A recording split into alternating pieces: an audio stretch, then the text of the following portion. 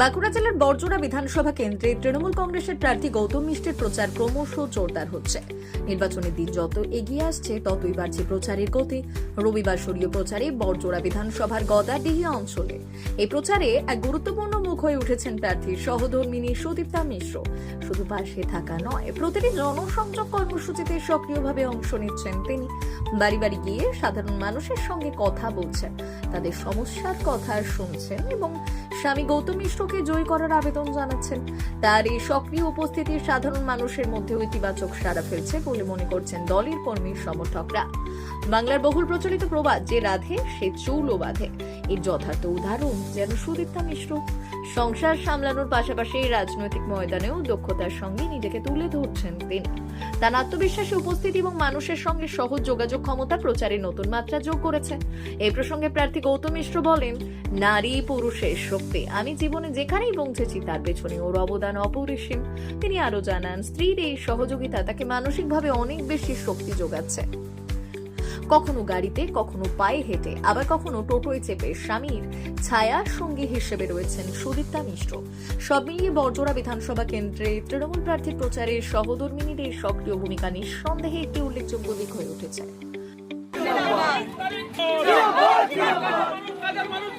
নারী পুরুষের শক্তি আমার অর্ধাঙ্গিনী।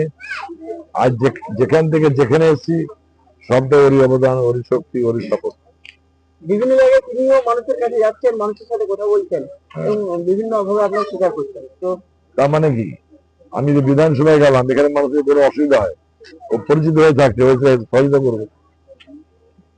মানুষের বিপুল ঢল আজকে দেখা গেল, কতটা বাড়তি অক্সিজেন। আমি তো মানুষেরই তো পারছি, দলমত নির্বিশেষে মানুষ বড়টা বিধানসভা, তারাই তো আমার আনন্দে উচ্ছ্বাসে নাম পাঠিয়েছেন কলকাতা, কালীঘাট এবং কামাক্ষীর অভিষেক ও কাছে আর মমতাদির কাছে।